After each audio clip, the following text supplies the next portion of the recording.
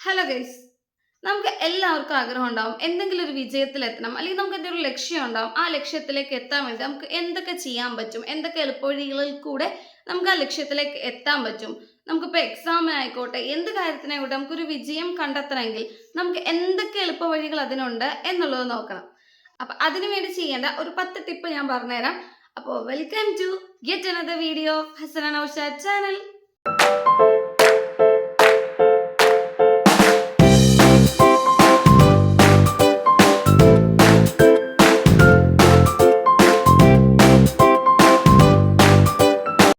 നമുക്ക് എന്ത് വിജയത്തിൽ എത്തണമെങ്കിലും നമുക്ക് ഫസ്റ്റ് ഒരു വ്യക്തമായ ലക്ഷ്യം ഉണ്ടാവണം.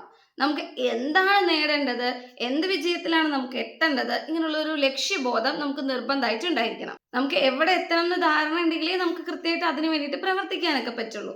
ചെറിയ ലക്ഷ്യങ്ങളായിട്ട് തിരിക്കണം.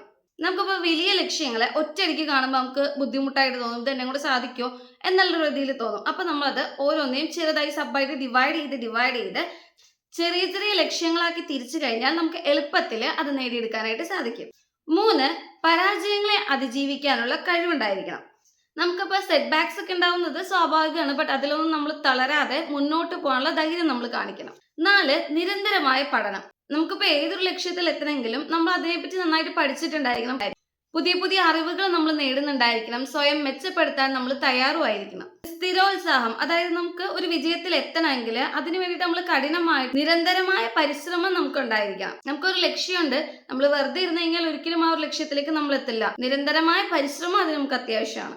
6, സ്വയം മെച്ചപ്പെടുത്തൽ. നമ്മളുടെ കഴിവുകൾ എന്തൊക്കെയാണോ നമ്മൾ മെച്ചപ്പെടുത്തി എടുക്കേണ്ടത്, നമ്മൾ ലക്ഷ്യത്തിലേക്ക് എത്താൻ എന്തൊക്കെ കാര്യങ്ങളാണ് നമ്മളിൽ വ്യത്യാസം വരുത്തേണ്ടത് എന്നുള്ളത് സ്വയം തിരിച്ചറിയണം. 7, നല്ല സൗഹൃദങ്ങൾ. പോസിറ്റീവായിട്ടുള്ള ആളുകളായിട്ട് ബന്ധം സ്ഥാപിക്കുന്നത് നമുക്ക് ഏതൊരു ലക്ഷ്യത്തിലെത്താനും സഹായിക്കുന്ന കാര്യമായിരിക്കും. അവരിൽ നിന്നുള്ള അറിവുകളും നമുക്ക് നേടിയെടുക്കാൻ സാധിക്കും. 8, സമയം കൃത്യമായി വിനിയോഗിക്കണം. നമുക്ക് ഏതൊരു ലക്ഷ്യത്തിലെത്തണമെങ്കിലും ടൈം മാനേജ്മെന്റ് കൃത്യമായിട്ട് നമുക്ക് ഉണ്ടാവണം. ഇനി ഒരു ടൈമിനുള്ളിൽ നമ്മൾ ലക്ഷ്യം പൂർത്തിയാക്കാൻ നമുക്ക് സാധിക്കണം എന്നുള്ളൊരു ചിന്തയും അതിനുവേണ്ടിയുള്ള പ്രവൃത്തിയും നമ്മളിൽ നിന്നുണ്ടാവണം. 9, ആരോഗ്യ പരിപാലനം. ശാരീരികവും മാനസികവുമായിട്ടുള്ള ആരോഗ്യം നമ്മൾ നിലനിർത്തണം. നമുക്ക് ആരോഗ്യം ഉണ്ടെങ്കിൽ നമുക്ക് മെന്റൽ ഹെൽത്തും ഫിസിക്കൽ ഹെൽത്തും ഓക്കെ ആണെങ്കിൽ മാത്രമേ നമുക്ക് ഏതൊരു കാര്യത്തിനും മുന്നിട്ട് ഇറങ്ങാൻ പറ്റുള്ളൂ. Then 10th one, positivity. എല്ലായ്പ്പോഴും പോസിറ്റീവായിട്ട് ഇരിക്കുക.